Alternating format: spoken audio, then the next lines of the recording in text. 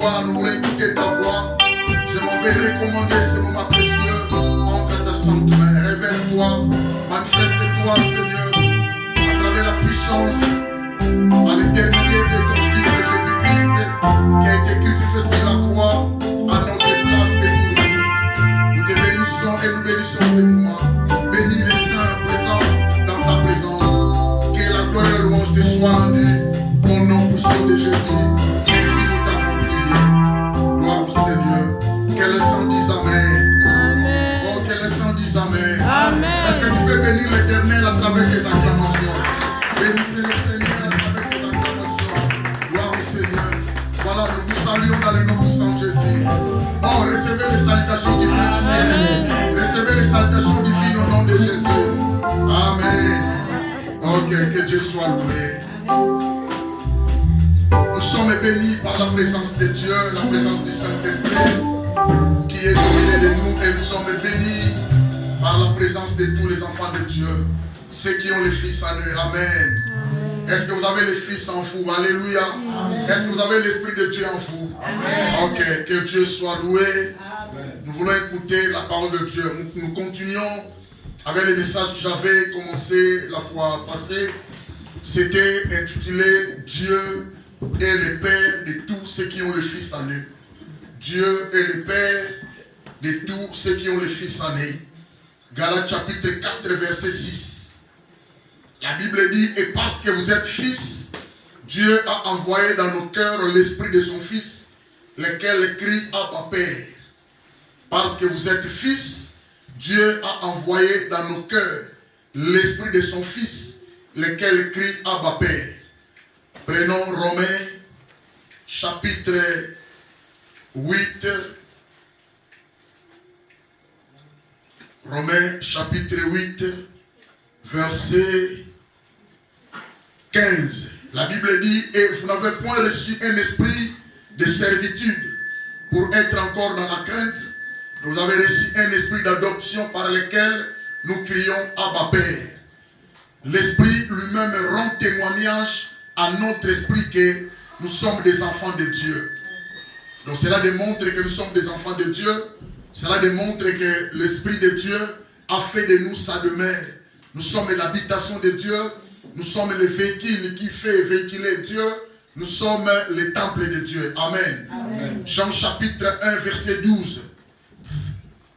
La Bible dit, mais à tous ceux qui l'ont reçu, à ceux qui croient en son nom, il a donné le pouvoir de devenir enfants de Dieu, lesquels sont nés non du sang, ni de la volonté de la chair, ni de la volonté de l'homme, mais de la volonté de Dieu. Amen. Amen. C'est-à-dire, nous sommes des enfants de Dieu, et Dieu se présente comme étant notre papa. Amen. Amen. Et il a mis en nous son esprit qui crie Abba Père. Prenons Ephésiens chapitre 2, verset 19. Ephésiens chapitre 2, verset 19.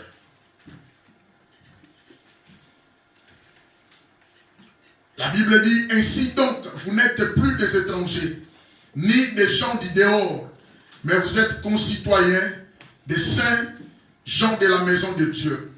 Vous avez été édifiés sur le fondement des apôtres et des prophètes, Jésus-Christ, lui-même étant la pierre angulaire. Amen. Voilà, tous ces versets nous démontrent que nous sommes des enfants de Dieu et Dieu est pour nous un Père. Amen. Amen. Voilà, donc j'avais dit Dieu comme étant un Père pour nous. La première chose pour nous, nous devons savoir que c'est lui le créateur du ciel et de la terre. La Bible dit au commencement, Dieu créa le ciel et la terre. Cela signifie que Dieu est la source de toutes les choses qui existent. Rien n'a été créé sans Dieu. Amen. Tout a été créé par lui. Et toutes choses subsistent en lui. Alors quand on parle de lui là, on parle de Jésus-Christ. Amen. Donc nous avons le privilège, nous avons le bénéfice d'être des enfants de Dieu. Alors aujourd'hui, je veux qu'on puisse avancer. Le sous-thème d'aujourd'hui est intitulé Dieu comme étant le Père de tous ceux qui sont les enfants de Dieu. Carrément, il est le Dieu de la providence. Amen. Amen. Il est le Dieu de la providence. Dis avec moi, il est le Dieu de la providence. Il est le Dieu de la providence. Dis ça plus fort, il est le Dieu de la providence. Il est le Dieu de la providence. Ok, c'est-à-dire Dieu est le Dieu de la providence. Parce que c'est lui le créateur. Amen. Amen. C'est lui le fondateur du monde. C'est lui, par sa puissance, il a fondé l'univers. Il a créé plutôt l'univers. C'est-à-dire, il est un Dieu qui connaît toutes choses. Il est un Dieu qui prend soin de ses enfants. Il est un Dieu qui réalise de grandes choses comme étant un Dieu aimant le monde qu'il a créé, comme étant un Dieu travaillant aussi pour le monde qu'il a créé. Amen. Amen. Il est le Dieu de la providence. Bien-aimé, la providence qu'on parle ici, c'est la providence divine. La providence divine signifie, selon la Bible, Dieu, il est celui qui gouverne. Dieu, il est celui qui dirige toutes choses. Mais aussi Dieu, il est celui qui soutient toutes choses. Amen. Amen. Si quelqu'un te pose la question, qu'est-ce que signifie la providence divine? C'est facile à répondre. La providence divine signifie la direction de Dieu. La manière dont Dieu gouverne le monde. Or, nous appartenons dans ce monde. Nous sommes encore dans ce monde. Nous sommes des créatures que Dieu a créées. Il nous a mis sur cette terre. Quelqu'un me comprend? C'est-à-dire, la providence divine signifie, selon la Bible, c'est Dieu qui gouverne. C'est Dieu qui dirige toutes choses, mais aussi c'est Dieu qui soutient toutes choses. La Bible dit, bien aimé, dans la parole de Dieu, nous allons remarquer dans l'épître des Hébreux, chapitre 1, verset 3, nous allons remarquer que Dieu révèle que par l'intermédiaire de son Fils, il soutient l'univers. Par l'intermédiaire de son Fils, il soutient le monde par sa puissance, de sa parole. Non seulement il a créé toutes choses, il préserve aussi toutes choses. Amen. Amen. Il préserve aussi toutes ses œuvres qu'il a créées. La Bible dit dans Hébreux chapitre 1, verset 3, et qui étant le reflet de sa gloire et l'empreinte de sa personne, et soutenant toutes choses par sa parole puissante, a fait la purification des péchés et s'est assis à la droite de la majesté divine dans le lieu très haut. Alléluia. C'est-à-dire, je dirais à quelqu'un, tu es le participant dans la providence divine, mais à condition que tu aies Jésus en toi. À condition que tu aies l'Esprit de Dieu en toi. Alléluia. C'est pourquoi je vous donne toujours la différence qui existe entre les païens et les méchants, et les enfants de Dieu. Il y a une grande différence. Il y a un grand privilège à côté des enfants de Dieu parce qu'ils sont Jésus en eux, parce qu'ils ont le Saint-Esprit en eux, et il y a une différence par rapport à ceux qui n'en ont pas. Quelqu'un me comprend? Dieu agit dans sa providence, dans ce monde qu'il a créé. Or, nous sommes dans le monde qu'il a créé. Nous sommes des participants dans la providence divine, mais à condition que nous ayons Jésus en nous. Alléluia. Car Dieu agit à travers sa parole. Car Dieu agit ou se révèle, ou se manifeste à travers la puissance par l'intermédiaire de son Fils qui a fait de nous sa demeure. Quelqu'un me comprend? Nous avons droit il y a la providence en Zambé, ce qui est soixante. Quelqu'un me comprend? La première des providences, nous avons la vie éternelle. Alléluia. Quelqu'un me dira, moi j'ai mes voitures, j'ai les comptes bancaires bombés, j'ai tout avec moi, mais alors la vie éternelle. Quelqu'un me comprend? Donc toi, tu ne peux pas te sous-estimer parce que tu as Dieu en toi. Tu ne peux pas te négliger parce que tu as la vie éternelle en toi. Ton identité est différente, bien-aimé, à celle des païens. Ton statut, ta position est différente à celle des païens. Si quelqu'un me comprend. C'est-à-dire, toi, tu as des privilèges avec toi parce que l'Éternel agit à travers la puissance de sa parole en toi. Et c'est par la parole qu'il a créé. C'est par la parole qu'il te soutient. C'est par la parole, bien-aimé, il te vient en aide. C'est quelqu'un me comprend. La Bible dit, dans leurs afflictions, dans leurs angoisses, ils criaient à l'Éternel. Et l'Éternel les envoyait la parole et la parole les a guéris. Que quelqu'un me comprend. Donc voilà, bien aimé, dans la providence divine, nous révèle que Dieu, par l'intermédiaire de son Fils, soutient l'univers par la puissance de sa parole. Non seulement il a créé toutes choses, il y préserve aussi toutes choses. Amen. Alors, la providence divine a comme synonyme ce que nous devons savoir. Quand on dit la providence divine de Dieu dans nos vies, si nous sommes vraiment des participants dans la providence divine, sache-le bien aimé, nous sommes sauvés. Dieu nous sauve. Alléluia. Amen. Dieu, nous sommes comme étant un ange gardien. Dieu prend soin de nous infiniment. Alléluia. Amen. Dieu nous accorde la chance, ce qu'on appelle la faveur et grâce. Alléluia. Dieu nous accorde la protection parce qu'il est un protecteur. Un ange gardien a pour un travail de protéger les enfants de Dieu. Quelqu'un me comprend? Amen. Il est le sauveur de ta vie. Il est celui qui est ton rédempteur. Alléluia. Amen. Donc c'est très important. Dieu est le créateur du ciel et de la terre. Et que tout ce qui se passe dans l'univers se déroule sous sa providence. Que personne te trompe, bien aimé. Dieu contrôle tout. Satan ne contrôle pas. Mais c'est Dieu qui contrôle tout ce qu'il a créé. Alléluia. C'est Dieu qui détient entre ses mains tout ce qu'il a créé. Satan n'a rien créé. Les démons n'ont rien créé. Mais celui qui t'a créé, tu es sous son contrôle. Alléluia. Il est celui qui te vient en aide au moment opportun. Quelqu'un me comprend? Il est celui qui gouverne, bien aimé. Donc pour tous ceux qui ont le Fils en eux, Dieu gouverne la création comme un père, aimant et travaillant toutes choses pour le bien de ses enfants. Alléluia. Amen. La Bible dit, nous savons du reste que toutes choses concourent au bien de ceux qui aiment Dieu et de ceux qui sont appelés selon son dessein. Alléluia. Amen. Dieu t'aime, bien aimé. Il va continuer à t'aimer. Et je dirais à quelqu'un, Dieu travaille pour toi. Amen. Oh, Dieu travaille à ton compte, bien aimé. Amen. Donc tu ne seras jamais rejeté. Tu ne seras jamais abandonné. Tu ne seras jamais délaissé parce que tu as quelqu'un à côté de toi qui travaille. Amen. Alléluia. Jésus-Christ est assis à la droite de Dieu le Père. Il intercède, c'est-à-dire il travaille pour nous. Amen. Amen. Car sa supériorité, bien aimé, sa supériorité fait de lui un grand intercesseur. Alléluia. Amen. La Bible dit, après avoir autrefois, à plusieurs reprises et de plusieurs manières, parlé à nos pères par les prophéties, par les prophètes, Dieu, dans ces derniers temps, nous a parlé par le Fils. Alléluia. Amen. Dans ces derniers temps, Dieu parle à travers son Fils. Tu dois écouter le Fils. Alléluia. Amen. Tu dois écouter la Fils. Il est l'objet d'affection du Père. Alléluia. Amen. Il est le canal de bénédiction pour l'Église. Il est l'objet de bienfaits pour l'Église et pour ta vie. Alléluia. Amen. Dans ces derniers temps, nous a parlé par le Fils qu'il a établi héritier de toutes choses par lesquelles il a aussi créé le monde. Alléluia. Amen. Il est celui qui est au-dessus des anges. Il est le Fils qui est supérieur aux anges. Dieu est supérieur aux médecins. Alléluia. Amen. Les médecins seront toujours incapables pour faire voir aux gens que c'est le Dieu qui est capable de sauver.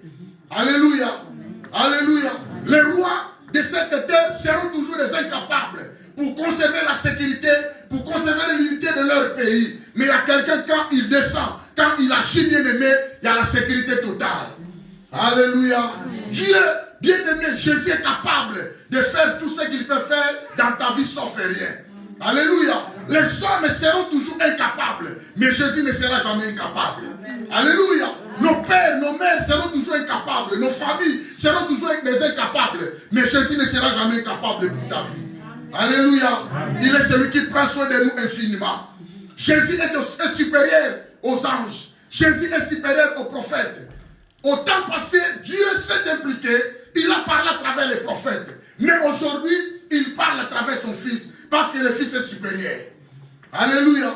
Jésus est supérieur à la mort. Jésus est supérieur à la stérilité. Jésus est supérieur à toutes choses.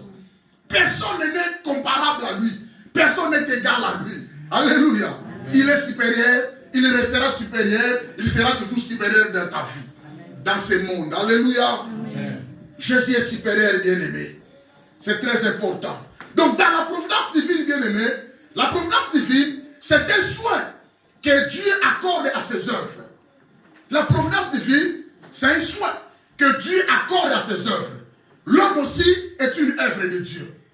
La création tout entière est une œuvre de Dieu. Les plantes que nous voyons, Dieu les contrôle. La mer, l'océan, Dieu contrôle.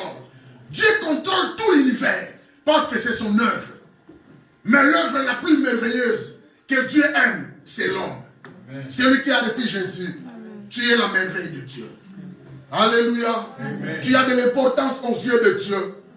Tu as de l'importance et Dieu t'aime parce que tu as accepté la croix, de porter aussi ta croix. Tu as accepté de souffrir avec le Seigneur. Voilà, la providence, c'est très important. Quand on dit la providence divine, c'est un soin que Dieu accorde à ses enfants. Cela signifie Dieu pourvoit aux besoins de ses enfants. Tu as, bien-aimé, besoin de Dieu. Tu as besoin de participer dans la providence de Dieu. C'est par la providence de Dieu que nous devons recevoir. Nous allons recevoir les choses venant de Dieu. Alléluia. Amen. Personne ne peut avoir quelque chose à travers son effort, à travers ses capacités. Personne. Alléluia. Amen. La Bible dit, l'Éternel est bon envers tous. L'Éternel est bon envers tous. Et ses compassions s'étendent sur toutes ses œuvres. Sa compassion s'étend sur toutes ses œuvres. Tu es l'une des œuvres de Dieu. La créature. Amen. Amen. Sa compassion s'étend sur toi. Alors, je veux que nous puissions parler sur les aspects. Il y a un aspect que nous allons approfondir aujourd'hui. Quand on parle de la providence divine, on parle de réserve de Dieu. On parle de tout ce qui est la solution. On parle de tout ce qui est la solution que Dieu va accorder dans la vie de quelqu'un pendant que l'homme sera dans les besoins. Est-ce que quelqu'un me comprend? Amen. Je dis ceci. Quand on parle de la providence de Dieu, on voit des réserves, des choses que les hommes en ont besoin. Ça se trouve auprès de Dieu. Quelqu'un a besoin de la solution par rapport à la stérilité. La réponse se trouve auprès de Dieu. Quelqu'un a besoin de son avancement, de sa vie, par rapport à sa famille. La réponse se trouve auprès de Dieu. C'est-à-dire Dieu a des réserves de tout ce que les hommes en ont besoin sur cette terre. Parce que c'est lui le créateur. Et quelqu'un me comprend? Amen. Je vous donne un exemple. Les frères de Joseph l'ont vendu. Mais c'était sérieux. Ils avaient l'envie de le tuer. Quelqu'un me comprend? L'un des frères est venu dire non. Il est notre frère, ne le tue pas. C'est-à-dire Dieu a touché l'un des frères de pouvoir se proclamer aux frères, ne tuez pas, c'est notre frère, c'est notre sang. Quelqu'un me comprend? Après un moment bien aimé, il y avait la sécheresse là où habitaient les frères de Joseph, c'est-à-dire en Israël. Ils devaient maintenant fuir. Où? En Égypte. Oh, quand ils l'ont vendu, leurs frères, heureusement, ils ne l'ont pas tué. Il faudrait les tuer. Parce qu'ils étaient jaloux de leurs frères. Par rapport à la grâce de Dieu, par rapport à l'élévation, par rapport à l'amour que Dieu manifestait auprès de leurs frères. Joseph est parti en Égypte, travaillant pour Potiphar. Il était le chef d'armée en Égypte. Il a été tenté par la femme de Potiphar. Nous connaissons l'histoire. Il a pris fuite, mais emprisonné. La femme a crié. La femme, c'est la femme qui avait voulu Joseph.